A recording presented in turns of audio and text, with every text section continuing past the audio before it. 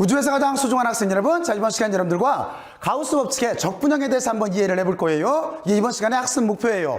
근데 저는 설명을 여러분들한테 어떻게 할 거냐면 두 가지 방법을 할 거예요. 하나는 뭐냐면 먼저 사고 실험 모델을 통해서 가우스 법칙을 직관적으로 한번 이해를 해볼 거예요. 이렇게 우리가 직관적으로 먼저 이해를 하고, 그리고 두 번째는 어떤 걸 할 거냐면은, 두 번째는 우리가 직관적으로 이해한 가우스 법칙 자체가 정말로 옳게 유도가 됐나 하는 걸 보기 위해서 수학적으로 한번 증명을 해볼 거예요. 이렇게 두 가지 방법을 통해서 가우스 법칙의 적분형에 대해서 한번 지금부터 이해를 해보죠. 자, 그러면 여러분들은 도대체 무엇을 한다라고 하는 거는 잘 이해를 했을 거라고 생각을 하고, 자 지금부터 사고 실험을 할 준비를 한번 해보세요. 어떻게 하면 돼요? 그렇죠? 머릿속에 있는 여러분들 실험실로 가보세요.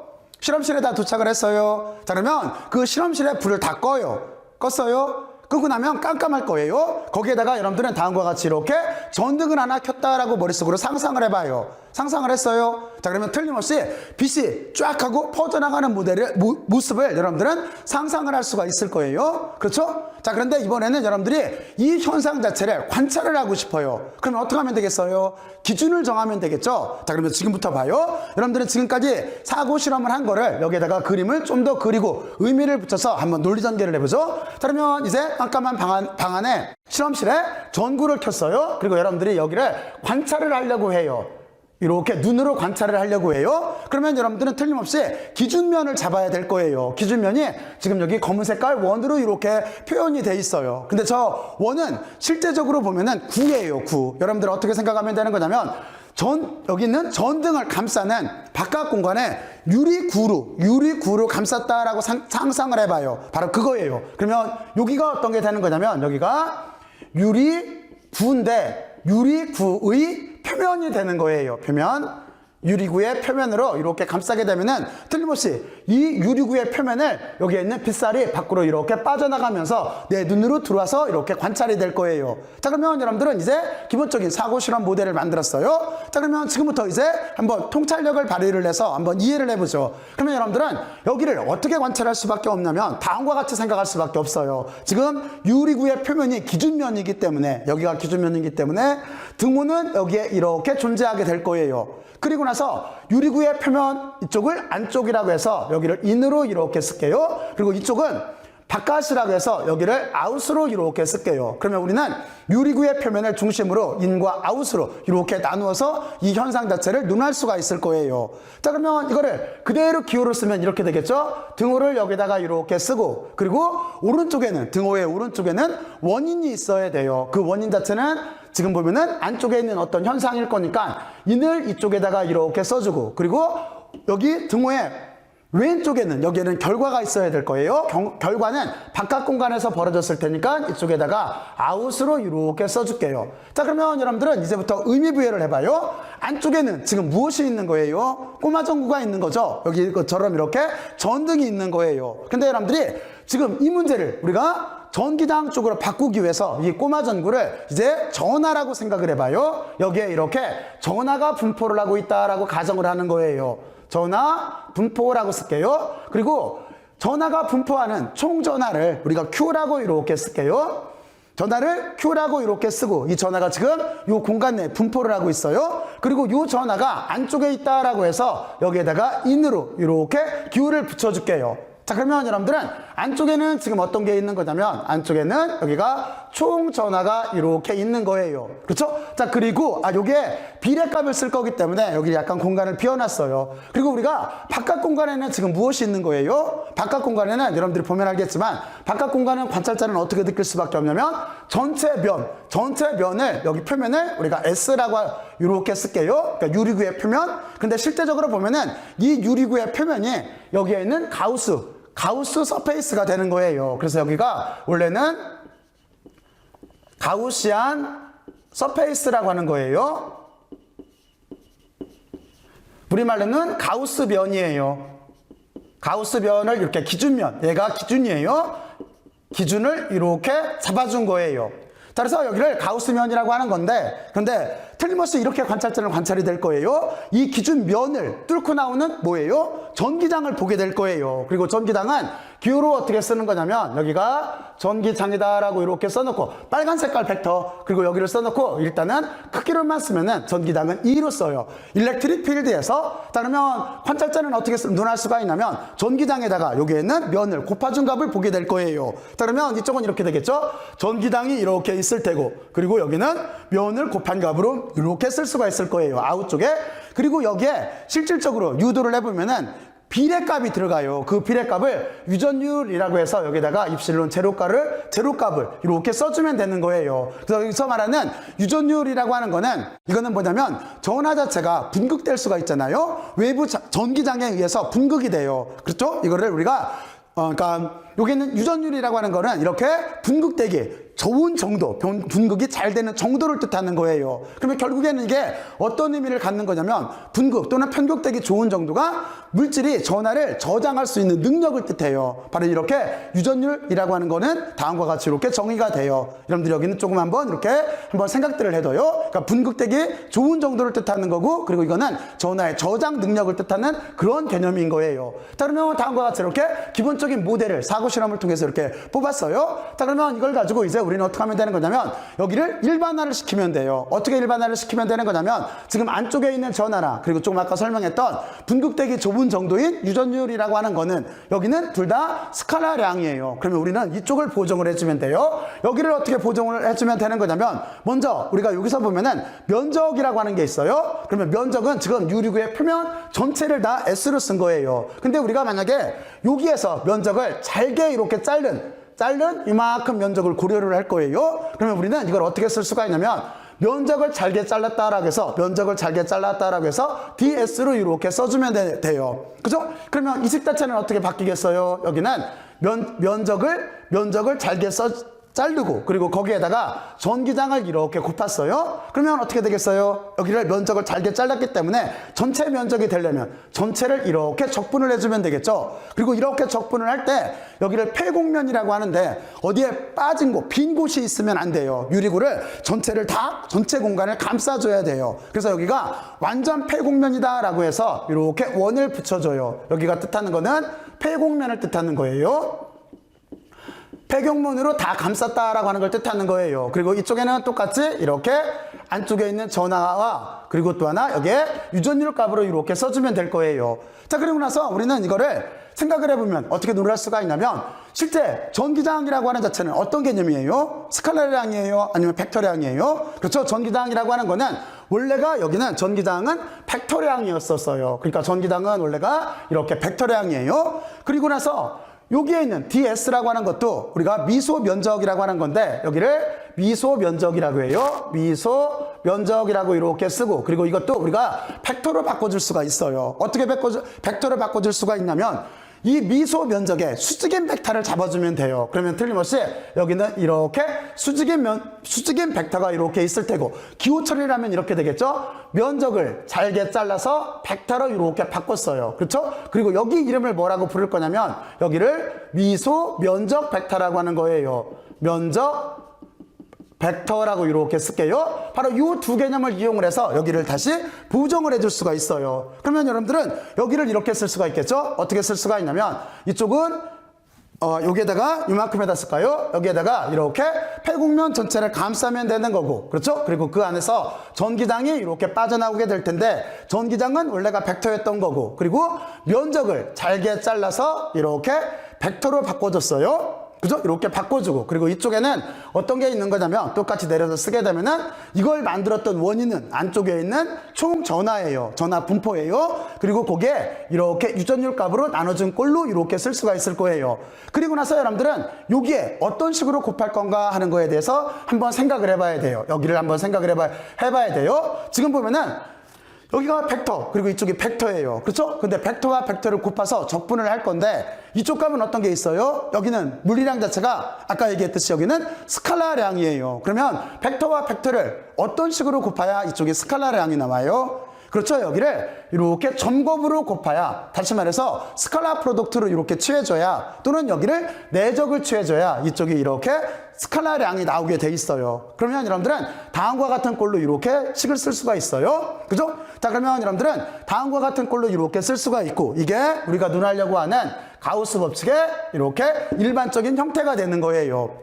자, 그러면 여러분들은 여기까지 이렇게 잘 논했죠? 자, 그리고 여기에서 참고로 하나를 알아볼 게 있어요. 참고로 여러분들은 여기쯤에다가 이렇게 참고사항으로 이렇게 쓰고, 어떤 거냐면 지금 우리가 논했던 바로 이쪽 왼쪽 텀, 여기가 어떤 꼴이냐면 여기는 전기장이 있고, 그리고 다시 말해서 여기에 면적을 잘게 잘라서 벡터로 이렇게 곱하고, 그리고 여기에다 벡터로 만들었고, 그리고 여기에 이렇게 내적을 취해줬어요. 스칼라 프로덕트를 취해줬어요. 그리고 전체면을 다 감쌌어요. 바로 이렇게, 이런 개념을 우리가 뭐라고 하냐면 전기 선속이라고 해요. 그리고 여기를 기호를 일반적으로 어떻게 쓰냐면 이렇게 됐을 때 우리는 이거를 여기를 파이로 이렇게 놓고 여기를 기호를 전기 선속이다 라고 해서 2를 이렇게 붙여뒀어요. 만약에 나중에 여러분들이 자기장을 배우게 되면 그때도 자기 선속이 나와요. 그때는 여러분들이 여기에다가 자기 선속을 뜻하는, 다시 말해서 자기장을 뜻하는 B자를 이렇게 써주면 돼요. 그랬을 때는 자기 선속이 되는 거예요. 근데 또 다른 기호가 있어요.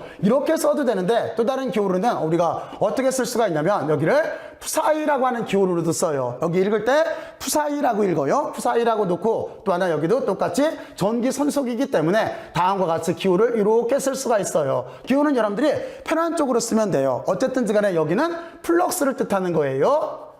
그리고 이 플럭스는 우리말로는 선속이라고 하는 거예요. 또는 여기를 다발이라고도 해요. 다발, 꽃다발 할 때 다발이라고도 해요. 그리고 지금 같은 경우에는 여기가 일렉트릭 플럭스, 다시 말해서 전기 선속이라고 하는 개념이 되는 거예요. 자, 그러면 여러분들은 이 전기 선속이라고 하는 개념을 이렇게 하나를 알아놓고 있으면 돼요. 자, 그러면 이제 우리는 다음과 같이 이렇게 가우스 법칙이라고 하는 거를 여기다가 유도를 해봤는데 여기를 잠깐 지우고 여기를 박스로 이렇게 묶어줄게요. 자, 그러면 가우스 법칙을 이렇게 사고 실험 모델을 통해서 직관적으로 이해를 해봤어요. 자, 그러면 아까 무엇을 한다고 그랬어요? 이렇게 놓고 나서 우리는 어떤 걸 할 거냐면 이제부터 여기가 정말로 맞는 식인가 하는 거를 우리가 증명을 한번 해볼 거예요. 그죠? 이제부터 증명을 할 거예요. 자, 그러면 증명은 어떤 논리에 의해서 이루어질 수가 있냐면 여기에는 전기 선속이라고 하는 걸 개념을 바탕으로 해서 우리가 이 식이 나오는지를 한번 확인해 보면 돼요. 여기는 수학적으로 논리가 분명한 식이기 때문에. 자, 그러면 여러분들은 여기를 어떻게 쓸 수가 있냐면 다음과 같이 쓸 수가 있겠죠. 여기에서 말하는 전기 선속이라고 하는 이만큼 부분, 그렇죠? 이만큼 부분을 우리가 지금부터 여기를 논리 전개를 할 거예요. 여러분들은 이쪽에서 이렇게 왔다라고 생각을 하면 돼요. 자, 그러면 여기는 우리가 어떻게 논리를 전개를 시킬 수가 있냐면 먼저 여러분들은 전기장이라고 하는 개념을 생각을 해야 되겠죠. 그리고 변이라고 하는 개념을 생각을 하고, 그리고 또 하나 도트 프로덕트 사이에 어떤 관계가 있나 하는 거를 고려를 하면 되는 거예요. 그렇잖아요. 그러니까 여러분들은 첫 번째 전기장이 도대체 무엇일까 하는 생각을 해보고, 두 번째는 여기에 있는 미소 면적 벡터라고 하는 게 도대체 무언가 하는 걸 생각을 해보고, 그리고 둘 사이가 점곱으로 이루어져 있으니까 점곱일 때 과연 이게 어떤 식으로 표현되나 하는 거에 대해서 고려를 해보면 되는 거예요. 자, 그러면 이렇게 해놓고 나서 여러분들은 여기에다가 이제 한 가지를 다시 한번 논해보죠. 여러분들은 또 하나 어떤 거를 지금 이해를 하고 있냐면 여러분들은 전기장이라고 하는 걸 이해를 하고 있어요. 그래서 여러분들이 이쪽에다가 이렇게 전기장이라고 쓰게 되면은 이 전기장은 기호를 2로 쓰고 이 전기장은 벡터예요. 그래서 여기를 제가 앞으로는 E 필드라고 이렇게 부를게요. 그러면 전기장은 기본적으로 정의가 어떻게 되어 있는 거냐면 지금은 크기로 쓰게 되면은 전기장이라고 하는 거는 쿨롱 포스라고 하는 거를, 여기는 쿨롱의 힘이에요. 쿨롱의 법칙할 때 그 쿨롱. 자, 그래서 쿨롱의 힘이라고 하는 자체를 시험 전화로 이렇게 나눠주게 돼 있어요. 그런데 여러분들이 좀 전에 설명을 했듯이 어떻게 되는 거냐면 여기 F라고 하는 여기는 쿨롱의 힘이니까 여기는 어떤 꼴을 갖는 거냐면 이렇게 쿨롱 상수라고 하는 4파이 입실론 제로분의 1이 있고, 그렇죠? 그리고 나서 여기는 어떻게 되는 거냐면 거리의 지급에 반비례하는 힘이에요. 그러니까 여기는 거리의 지급에 반비례를 할 테고, 그리고 여기는 전하 사이의 곱에 이렇게 원투로 쓸게요. 이렇게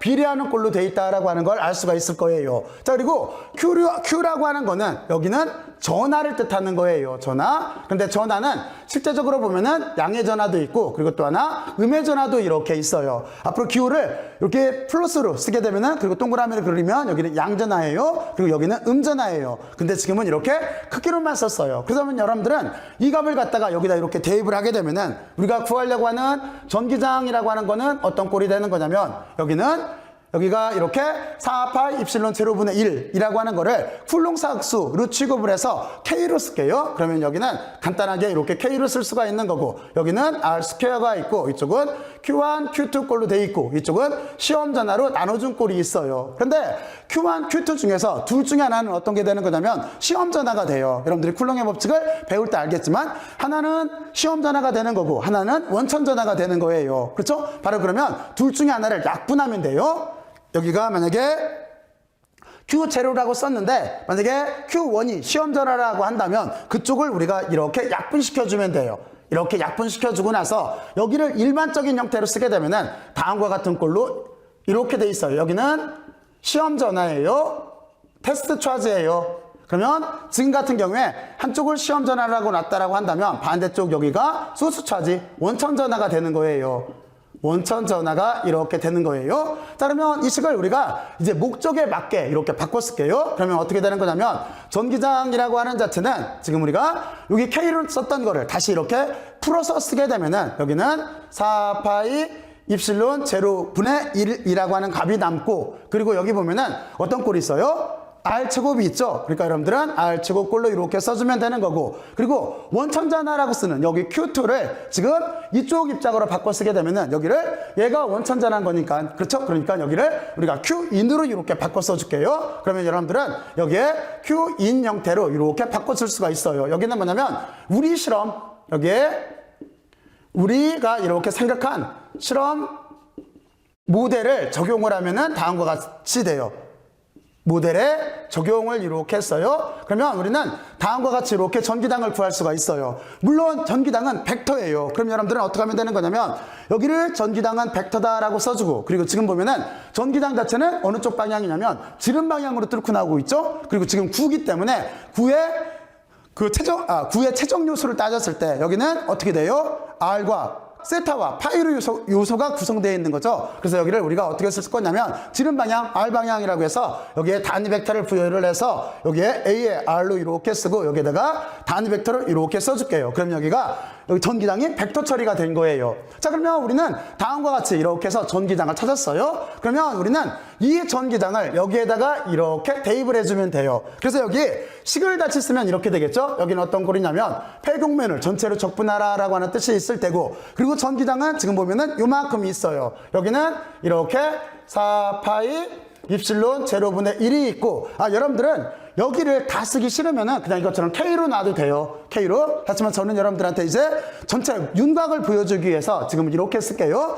그리고 그 뒤에는 어떤 꼴이냐면 여기에 R제곱이 있고, 그리고 이쪽은 이렇게 Q인이 있어요. 안쪽에 있는 전하가 있어요. 그리고 이만큼 크기니까 여기에다가 이렇게 단위 벡터를 부여한 형태로 써주면 돼요. 그리고 그 옆에를 보게 되면은 전곱이 이렇게 있어요. 그리고 여기 보면은 어떤 게 있냐면 DS도 미소 면적 벡터예요. 그러면 이것도 우리가 어떻게 쓸 수가 있냐면 이렇게 크기에다가 단위 벡터를 부여를 해서 우리가 방향 성분으로 이렇게 쓸 수가 있어요. 지금 여기 보면은 DS라고 하는 여기 미소 면적 벡터도 지금 어떻게 되냐면 전기장과 똑같은 방향으로 나오고 있어요. 그러니까 단위 벡터는 서로 같을 거예요. 그렇죠? 그래서 우리는 다음과 같이 이렇게 쓸 수가 있어요. 그리고 나서 여러분들이 여기서 한 가지를 고려를 해보면 돼요. 어떤 걸 고려를 해보면 되는 거냐면 지금 요만큼 부분은 무엇이 나오냐면 여기는 1이에요. 값 자체가 이렇게 1로 나와요. 왜 1로 나올까요? 이건 아주 간단하죠? 여러분들이 여기도 다시 이렇게 참고를 하나 볼까요? 참고를 하나 이렇게 보게 되면은 우리가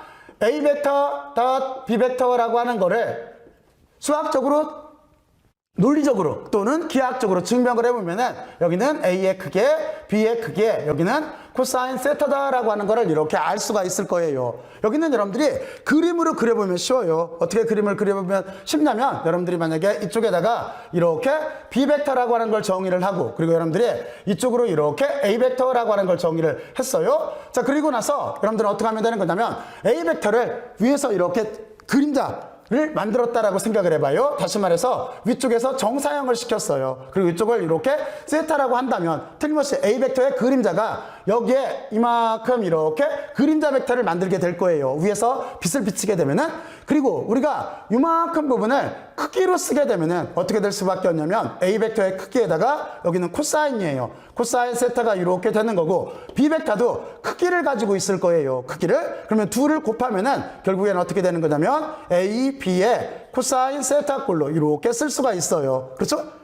이렇게 쓸 수가 있는 거잖아요. 자, 그래서 우리는 이 식 자체는 바로 여기서 나와요. 반대로 프로젝션을 시켜도 마찬가지예요. B 벡터를 A 벡터 쪽으로 프로젝션을 시켜도 똑같은 결과가 나와요. 그럼 여러분들이 한번 해봐요. 자, 그러면 여러분들은 이렇게 결과에 의해서 지금 여기 보게 되면은 여기가 단위 벡터예요. 그러면 크기가 1일 거예요. 그리고 지금 같은 경우에 두 벡터는 어떻게 돼요? 이 그림에서 보게 되면은 방향 자체가 서로 같아요. 같으면은 코사인 세타가 몇 도가 돼요? 0도가 되는 거죠. 그렇죠? 그래서 여기가 지금 보면은 코사인 세타가 0도가 되기 때문에 여기다가 써주면은 코사인 세타가 여기가 0도예요. 그러면 이 값 자체는 얼마가 되는 거냐면 코사인 세타는 1인 거죠. 왜 그러냐면 여러분들이 코사인 그래프를 여기다가 이렇게 그려보게 되면은 코사인은 다음과 같은 이런 그래프 형태를 가질 거예요. 그래서 여기가 0도일 때 여기가 얼마가 나오냐면 값이 1이 나와요. 그렇죠? 그리고 또 하나 여기가 2분의 파이일 때 0이 나와요. 그리고 요점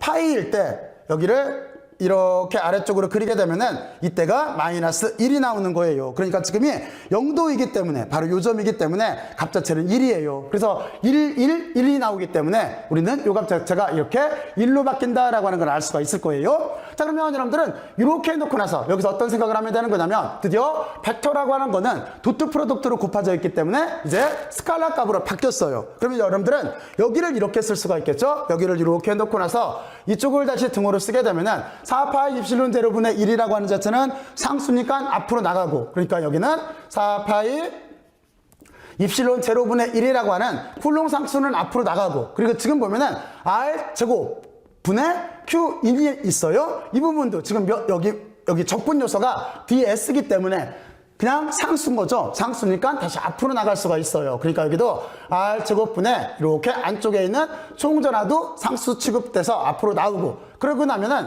남는 게 뭐밖에 없냐면 여기에 DS만 이렇게 남게 돼 있어요. 자, 그리고 나서 여러분들은 여기에서 한번 생각을 해봐야 돼요. 어떤 생각을 해봐야 되는 거냐면 여기에는 이만큼 부분이 뜻하는 게 도대체 무엇일까요? 이만큼 부분이 뜻하는 게 도대체 무엇일까요? 여기는 뭐냐면 여러분들이 지금 보면 저 그림에서 보면 알겠지만 저거는 구의 표면이에요. 그렇죠? 구의 표면을 여기가 이렇게 뜻하는 거예요. 여기가 왜 구의 표면이냐면 아까 여기가 플럭스라고 하는 거에 정의했었잖아요. 그러니까 지금 이만큼 공간, 우리가 둘러싸져 있는 유리구의 표면이라고 하는 가우스면이라고 하는 여기고, 바로 이 면 자체가 구의 표면을 뜻하는 거잖아요. 그래서 여기는 구의 표면을 뜻하는 거예요. 구의 표면이라고 이렇게 써주고, 물론 요 구는 어떤 구냐면 여기가 가우스면이에요. 가우스면이라고 이렇게 참고로 써줄게요. 자, 그러면 여러분들은 여기가 구의 표면이라고 하는 걸 인지를 했어요. 그러면 여러분들은 요만큼을 이제 적분을 해야 될 거예요. 그럼 적분을 해야 되면은 이제 이 부분을 따로 아래쪽에다가 이렇게 쓸게요. 자, 그러면 여기는 우리가 표면이기 때문에 틀림없이 이중적분 형태가 이렇게 될 테고, 그리고 우리가 여기가 구예요. 구의 표면의 요소는 어떻게 되는 거냐면 여기는 R 스퀘어에 사인 세타에 D 세타에 D 파이 꼴로 이렇게 써주면 돼요. 자, 그리고 구간은 어떻게 되는 거냐면 여기는 이렇게 되겠죠. 세타라고 하는 자체, 세타라고 하는 거는 0부터 얼마큼이에요? 세타는 위에서부터 아래쪽까지니까 여기는 파이까지일 거예요. 그렇죠? 그리고 여기에는 파이라고 하는 요 값은 0부터 어떻게 돼요? 이게 세타가 위에서부터 아래까지 반원이라고 한다면 이거를 붙잡고 한 바퀴를 돌리면 9가 되겠죠? 그러니까 여기는 2파이까지로 이렇게 써주면 돼요. 그렇죠? 다음과 같이 이렇게 써주면 되고, 여러분들이 요 값을 계산을 하게 되면은 어떻게 되는 거냐면 지금 이 값을 계산을 하게 되면은 여기서 여러분들은 입체각이라고 하는 걸 정의를 할 수가 있어요. 어떻게 정의를 할 수가 있냐면 지금 여기에서 세타에 관계되는 부분은 여기하고 각도에 관계되는 부분은 요만큼일 거예요. 그래서 여기를 어떻게 놓을 거냐면 여러분들이 여기도 참고로 이렇게 한번 봐요. 참고로 보게 되면은 우리는 여기를 이렇게 d 오메가로 이렇게 놓고 여기를 사인 세타 그리고 d 세타 d 파이 부분을 다음과 같이 이렇게 놓을 거예요. 그리고 여기를 뭐라고 부를 거냐면 앞으로 입체각이다 라고 이렇게 부를 거예요. 입체각이라고 부르고 여기를 구하면 어떻게 하면 되겠어요? 값을 구하려면 적분을 이렇게 해주면 되겠죠? 그러면 여기는 어떤 형태가 되는 거냐면 여러분들이 조금 아까 여기서 썼던 것처럼 여러분들은 이렇게 놓고 나서 세타라고 하는 자체는 0부터 파이까지일 테고 그리고 또 하나 파이라고 하는 자체는 0부터 2파이까지일 거고 그리고 이쪽은 사인 세타에 여기가 d 세타가 이렇게 있고 그리고 지금 이쪽은 공간이 약간 좁아서 여기 그림은 지울게요. 여기를 이렇게 지우고 나서 코사인 그래프는 여러분들이 잘 이해를 할 테니까 그리고 나서 여기는 이렇게 d 파이꼴로 될 거예요. 그러면 여러분들이 여기를 적분하면 어떻게 되겠어요? 여기를 적분하게 되면은 사인 적분하면 뭐 나와요? 마이너스 코사인 나오죠. 그러니까 여기는 마이너스 코사인 세타가 있을 테고 구간은 어떻게 되는 거냐면 0부터 파이까지일 거고 그리고 그 뒤에 여기를 적분하면 어떻게 되겠어요? 여기를 이렇게 적분하게 되면은 여기는 그냥 아무런 요소를 안 갖고 있으니까 2파이가 나오겠죠. 그러니까 한쪽은 이렇게 원래는 여기가 파이가 있는 거고 그렇죠? 여기가 0부터 2파이꼴인 거니까 2파이가 나오잖아요. 그래서 여러분들은 요 값을 계산을 하면은 이쪽에서는 2파이가 나올 테고 그리고 여기는 계산을 할 때 아까 다시 여기에다가 그 그래프를 다시 한번 그려줄게요. 다시 한번 그리면은 우리가 코사인 그래프라고 하는 자체는 이렇게 되고 아까 논리를 전개를 했듯이 0일 때 값이 1인 거고 그리고 우리가 여기 보면은 여기 2분의 파이일 때 값은 0인 거고 그리고 파이일 때가 값은 요점인 거니까 이렇게 연결을 하면은 여기가 마이너스 1이 나와요. 그래서 여러분들이 이 값을 계산을 할 때 어떻게 계산해 주면 쉽냐면 여기를 이제 마이너스 부를 바꿀 거예요. 그럼 이 두 값을 변경시켜줘도 돼요. 어떻게? 여기를 파이부터 0까지로 이렇게 바꾸면 되겠죠? 그러면 0이 들어가면 얼마 나와요? 0이 들어갔을 때는 1이 나오죠? 그리고 빼기가 있고 파이가 들어가면 얼마가 나와요? 마이너스 1이 나오죠? 하지만 앞에 마이너스가 있었기 때문에 전체는 1 빼기 가로에 마이너스 1이 나오기 때문에 전체 값은 2가 나와요. 그렇죠? 그러면 여기가 얼마가 나오는 거냐면 두 개를 곱한 값이기 때문에 이렇게 4파이가 나온다라고 하는 거를 우리는 알 수가 있어요. 그래서 우리는 입체각이라고 하는 걸 이렇게 정의를 할 텐데 이 입체각이라고 하는 자체는 이것도 아래쪽으로 이렇게 내렸을게요. 여기를 이렇게 치우고 아래쪽으로 내렸다 보면은 이렇게 되겠죠? 공간이 좁아서 조금 빼곡하게 써야 되겠네요. 여기다가 입체각이라고 하는 걸 정의를 할 수가 있는데 입체각이라고 하는 거는 d 오메가로 정의를 하고 이 값을 구하기 위해서 적분을 하게 되면은 방금 여기서 구한 것처럼 전체가 4파이가 나온다라고 하는 거를 여러분들은 하나를 이렇게 생각해 놓으면은 나중에 계산할 때 편해요. 여기가 4파이가 나와요. 각도에 대한 텀은. 그래서 여러분들은 이 값을 계산을 하면은 4파이가 나올 거예요. 근데 여기에 r 스퀘어가 있어요. 그러니까 여러분들은 이렇게 놓고 나서 여기를 다시 등고를 이렇게 붙여줄게요. 자, 그러면 여기는 값 자체가 어떻게 나오는 거냐면 지금 요만큼 값을 계산했을 때 4파이 그리고 r 제곱이 있으니까 여기는 4파이 r 스퀘어가 이렇게 나와요. 그러면 여러분들이 잘 알고 있듯이 요만큼 값은 뭐예요? 구의 표면적인 거죠. 그렇죠? 여기가 구의 표면적이 되는 거예요. 다시 말해서 이만큼은 구의 표면적이 이렇게 되는 거예요. 요 값이 여기에서 말하는 요 값이 되는 거예요. 그렇죠? 여기에 4파이 r제곱 이게 구의 표면적이 되는 거예요. 자, 그러면 여러분들은 요 값을 여기다가 대입을 해서 계산을 하면은 이제 고루 어떻게 되는 거냐면 등호가 이렇게 있을 테고 4파이는 약분되겠죠? 그리고 여기 r스퀘어도 약분돼요. 그러면 남는 값은 뭐밖에 없냐면 입실론 제로가 있고 이쪽에 보면은 Q에 인이 이렇게 남게 되네요. 이 값을 대입을 하게 되면은 그쵸? 바로 이렇게 남아요. 그러면 우리가 지금까지 계산을 한 거를 그대로 써주면 이렇게 되겠죠? 왜냐면 이거를 거꾸로 쭉 따라 올라가면은 바로 여기에는 전기장의 선속이 나와요. 그러면 여러분들은 여기에다가 이렇게 고루 써주고 나서 지금 우리가 결과적으로 얻은 값을 이쪽에다 쓸게요. 그래서 이쪽에 안쪽에서 있었던 전하가 분포가 만드는 총 플럭스라고 하는 자체는 이쪽은 유전율이 이렇게 있을 테고 그렇죠? 그 값은 이 값이에요. 그러니까 이쪽에다가 우리는 이렇게 선속이다라고 이렇게 써줄 수가 있어요. 그렇죠? 자, 그래서 여러분들은 다음과 같이 이렇게 증명을 했어요. 증명을 이렇게 했는데 여기하고를 한번 비교를 한번 해보세요. 이렇게 비교를 해보면은 두 값 자체는 같다라고 하는 거를 여러분들은 알 수가 있을 거예요. 그러니까 여러분들은 두 값을 비교했을 때 같으니까 우리가 이쪽에서 사고 실험 모델을 통해서 직관적으로 눈한 여기에 있는 요식, 이게 가우스 법칙이 되는 거고, 그리고 지금 상태에 여기에 적분기호가 있죠. 이쪽도 적분기호가 있기 때문에 여기를 우리가 가우스 법칙의 적분형이다라고 이렇게 얘기를 하는 거예요. 자, 그러면 여러분들은 여기까지 잘 이해를 했을 거라고 생각을 하고, 이제 한 가지만 더 참고로 알아보죠. 어떤 거에 대해서 생각을 해봐야 되는 거냐면, 여기에다가 이렇게 쓰게 되면은 여러분들은 이 개념 자체를 약간 바꿔 쓸 수가 있어요. 어떻게 바꿔 쓸 수가 있냐면, 지금 여러분들이 지금 이쪽에서 보고 있는 가우스 법칙의 적분 형태를 보게 되면은 여기는 유전율이라고 하는 게 관계가 되어 있기 때문에 지금 우리가 구하려고 하는 이 방법대로 우리가 전기장을 계산을 한다라고 한다면, 여기는 전하가 놓여있는 매질에 의존하는 형태로 여기는 전기장을 계산할 수밖에 없어요. 근데 우리가 새로운 전기장, 다시 말해서 D필드라고 하는 새로운 전기장을 고려를 하게 되면은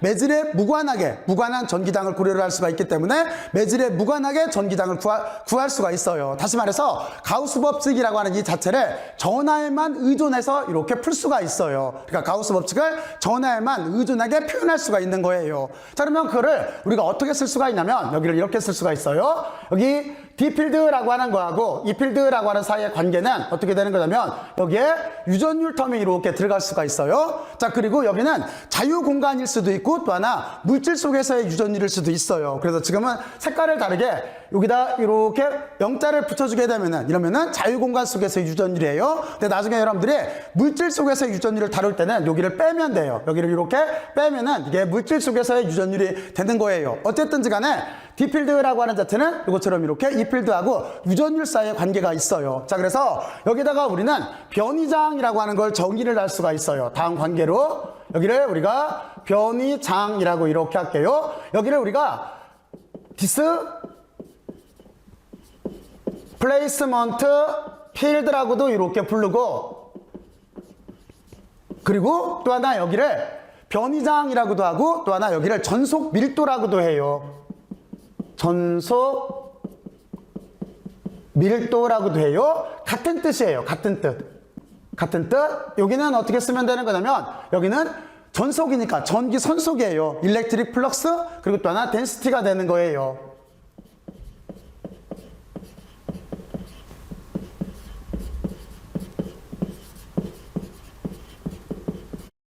여기 부르는 이름이 여러 가지가 있어요. 이렇게 전속 밀도라고도 해요. 그리고 변이장이라고도 하고, 여기를 대체 전기장이라고도 하고, 또는 여기를 전기 변이라고도 하고, 부르는 이름이 여러 가지가 있어요. 근데 저는 여기를 앞으로는 여러분들한테 변이장 또는 전속 밀도 또는 여기를 그냥 D필드라고 할게요. 여기를 D라고 이렇게 얘기를 할게요. D필드라고 이렇게 얘기를 할게요. 자, 그래서 어쨌든 이 관계가 있어요. 여러분들 이 관계가 있다라고 하는 걸 잊지를 말고, 자, 그래서 저 관계에 의해서 여기는 가우스 법칙을 써주면 어떤 식으로 표현되겠어요? 여기는 가우스 법칙을 새로 쓰게 되면은 우리가 D필드 자체를 다음과 같이 이렇게 정의를 할 수가 있기 때문에, 그러면 저쪽을 다시 쓰게 되면은 여기는 어떻게 되냐면 유전율만 없애주면 되겠죠. 이 식에서. 그러니까 여기는 D필드가 이렇게 있을 테고, 그리고 이쪽은 똑같이 미수호 면적 벡터가 있을 테고, 여기는 총 전압골로 이렇게 써주면 돼요. 다음과 같이 이렇게 가우스 법칙이라고 하는 자체를 여러분들이 한번 두 개를 이렇게 비교를 해봐요. 여기는 전하가 놓여있는 매질에 의존하게 되는 거고, 여기는 우리가 새로운 전기장을 이렇게 정의를 하게 됐는데 여기는 매질에 무관한 전기장이 되는 거예요. 다시 말해서 가우스 법칙이라고 하는 거를 자유 전하만으로 이렇게 표현한 식이 되는 거예요. 자, 그리고 여러분들은 또 하나를 여기서 참고를 이렇게 하게 되면은 어떤 게 있냐면, 나중에 여러분들이 자기장이라고 하는 걸 배울 때는 이쪽은 마그네틱 필드라고 하는 자기장이에요. 여기서는 어떤 개념이 나오냐면 H필드라고 하는 게 나와요. 여기는 말 그대로 정말로 참고예요. 정말로 참고. 그래서 H필드라고 하는 자체는 우리가 출전하는 자기장, 그거를 B필드라고 해요. 여기를 이렇게 뮤제로로 나눠준 값으로도 이렇게 쓸 수가 있어요. 이렇게 쓸 수가 있는데, 이때는 어떤 뜻인 거냐면, 우리가 자기장을 계산을 할 때는 일반적으로 앙페르 법칙을 써요. 근데 이때는 무슨 얘기냐면, 앙페르 법칙을 여기 보면은 뮤제로, 투자율로 나눠졌기 때문에 이때는 앙페르 법칙을 자유전류만으로 이렇게 기술하는 식이 되는 거예요. 이쪽은 가우스 법칙을 자유전하만으로 기술하는 식이에요. 그리고 이쪽은 H필드라고 하는 자체는 가우스 법칙을, 앙페르 법칙을 자유전류만으로 이렇게 표현해서 기술하는 식이 되는 거예요. 자, 여기는 진짜로 나중에 자기장을 배울 때 또 나올 거니까 참고로 이렇게 알아놔요. 자, 그러면 여러분들은 여기까지 잘 이해를 했을 거라고 생각을 하고, 이제 한 가지 실마학습을 해야 되겠죠? 어떤 실마학습을 여러분들을 고려를 해봐야 되는 거냐면, 여기서 지금 보게 되면은 가우스 법칙에 여기가 적분형이에요. 적분형이 있다라고 하는 거는 미분 형태로도 바꿀 수가 있다는 거죠. 다시 말해서 미분형도 존재를 한다는 거예요. 그러니까 여러분들은 가우스 법칙의 미분형에 대해서 여러분들이 스스로 한번 조사를 해보세요. 다시 말해서 여기 미분형은 도대체 어떤 꼴일까라고 하는 거, 이걸 찾는 게 여러분들 이렇게 실무학습이에요. 여기 꼭 한번 해보세요. 이만큼 부분 꼭 한번 해봐요. 그리고 여러분들은 여기 적분형을 미분형으로 이렇게 바꾸려고 한다면, 요식을 이용해서 바꾼다라고 했을 때 여기가 다이버전스 시오렘이라고 하는 발산 정리라고 하는 걸 이용을 해서 여러분들은 금방 바꿀 수가 있을 거예요. 여기 꼭 한번 확인들을 해둬요. 일반적으로 전기장을 계산을 할 때는, 풀 때는 요 형태로 많이 풀어요. 하지만 여러분들이 미분형이라고 하는 자체가 저게 어떤 거냐면, 가우스가 맥스웰이 그 전자기학 법칙을 만들 때 자기의 첫 번째 법칙을 미분 형태로 표현을 해서 썼어요. 그러니까 여러분들은 여기를 미분형을 꼭 한번 이렇게 다이버전스 시오렘을 이용을 해서 한번 유도들을 한번 해보세요. 자, 그러면 여기까지 열심히들 들어서 고맙고 수고들 많이 했어요. 수고들 했어요.